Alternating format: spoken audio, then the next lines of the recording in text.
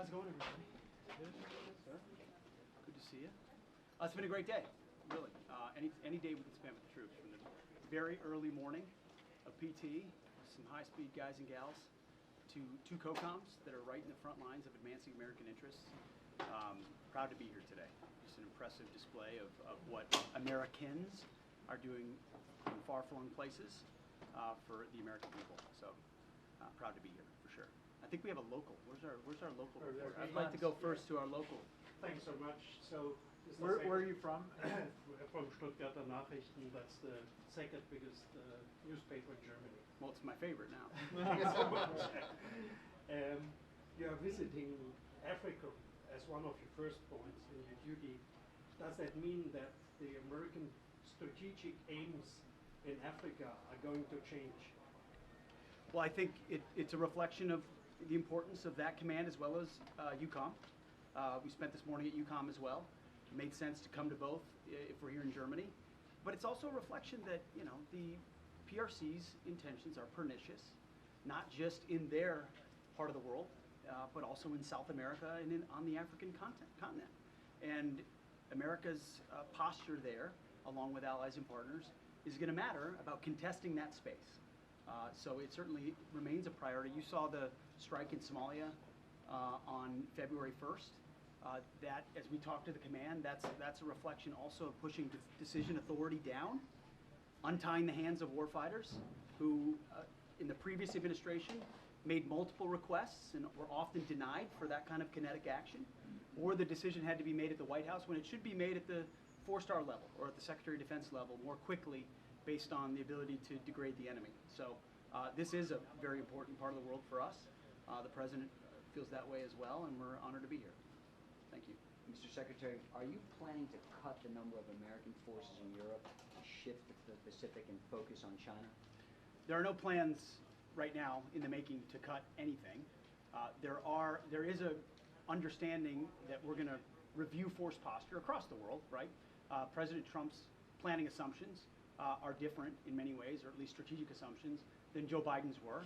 We certainly don't want to plan on the back of the withdrawal from Afghanistan and what happened on October 7th and the war that was unleashed in Ukraine. You have to manage and mitigate those things by coming alongside your friends in Israel, ensuring their defense, and peacefully resolving the conflict in Ukraine.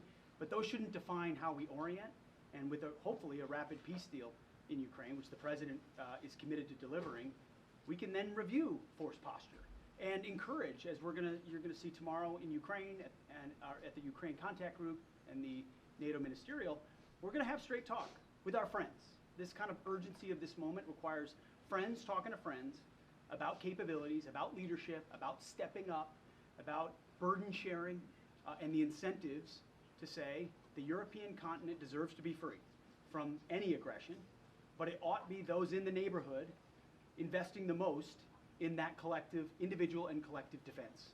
That's common sense, as the President talks a lot about. Common sense is you defend your neighborhood, and the Americans will come alongside you in helping in that defense.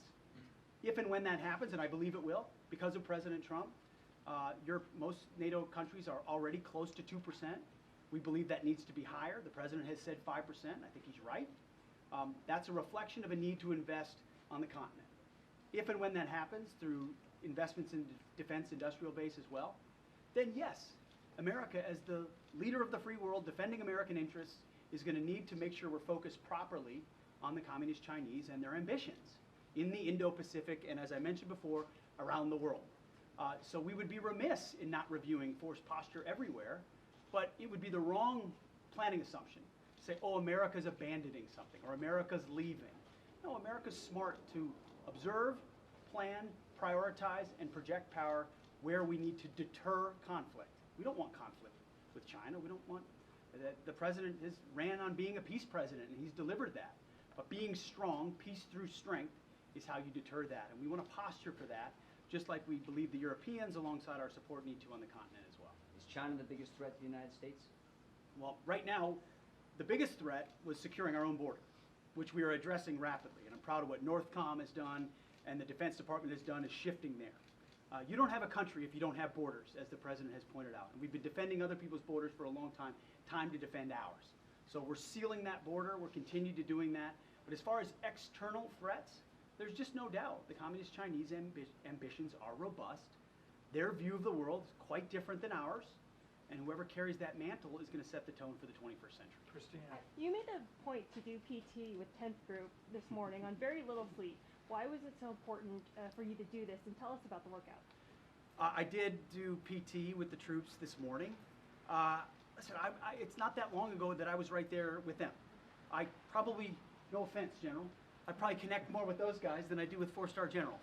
But now I get the chance of working with four stars and others who are committed to the troops. But when I can get down, do push-ups and deadlifts with the troops, and just hear from them, what's working, what isn't, how do you see your mission set?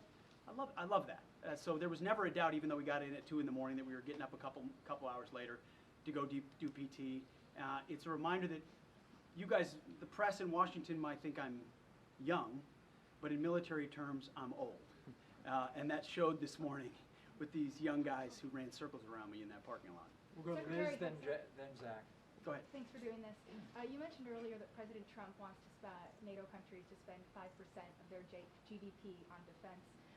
Do you think the U.S. should also spend 5% of its GDP on defense? Well, I think the U.S. needs to spend more than the Biden administration was willing to, who historically underinvested in the capabilities of our military.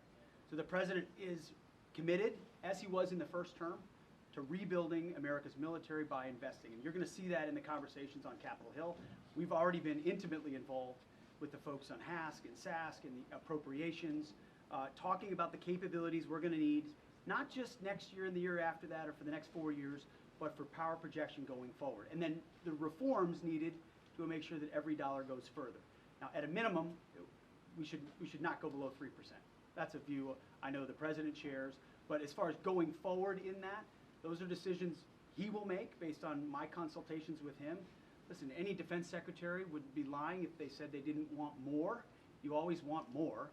But we live in fiscally constrained times where we need to be responsible with taxpayer dollars. We're $37 trillion in debt. That's a national security liability as well. So we're going to work with Capitol Hill. The president's going to lead the way on making sure the troops have the resources they need and that we truly rebuild our military just like President Trump did in the first term. And President Biden vowed against sending U.S. troops into Ukraine. Would you be open to sending U.S. troops into Ukraine to track weapons shipments? We are not sending U.S. troops to Ukraine. You've talked about wanting to welcome Elon Musk and Doge into the Pentagon potentially in the next few weeks. Do you expect him to start unilaterally cutting programs and contracts the way he's done at USAID and other agencies? And are there any limits or supervision you'd want to place on his team given his conflicts of interest with the Pentagon? Well, we've been in touch with, I've been in touch with Elon Musk, who's a great patriot, interested in advancing the America First agenda, knows that President Trump got 77 million votes and a mandate from the American people, and part of that is bringing actual business-like efficiency to government, hence what Doge is doing.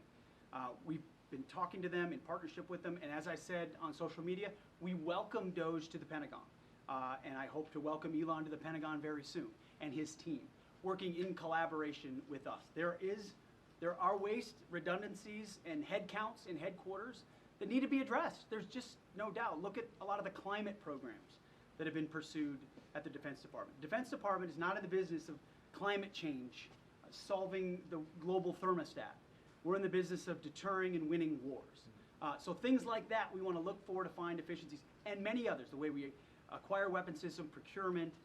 There's plenty of places where we want the keen eye of Doge, but we'll do it in coordination. We're not going to do things that are to the detriment of American operational or tactical capabilities. President Trump is committed to delivering the best possible military. The Defense Department is not USAID. USAID's got a lot of problems that I talked about with the troops, pursuing globalist agendas that don't have a connection to America first. That's not the Defense Department, but we're also not perfect either. So where we can find billions of dollars, and he's right to say billions, inside the Defense Department, every dollar we save there is a dollar that goes to warfighters, and that's good for the American people. Go with Logan with Newsmax. Mr. Secretary, since we're here at AFRICOM, I have a question about Africa. Now, when you served, you fought jihadists in the Middle East, and there's a lot of jihadists in Africa, whether it's ISIS, Al-Qaeda, Al-Shabaab, go on and on. How do you plan to handle that threat? I'm not saying put troops on the ground in Africa to fight them, but Are you concerned that there could be some sort of cell that might be plotting attacks against other parts of the world, trying to recruit soldiers because it's Africa with a growing population? How concerned are you about the jihad threat in Africa today?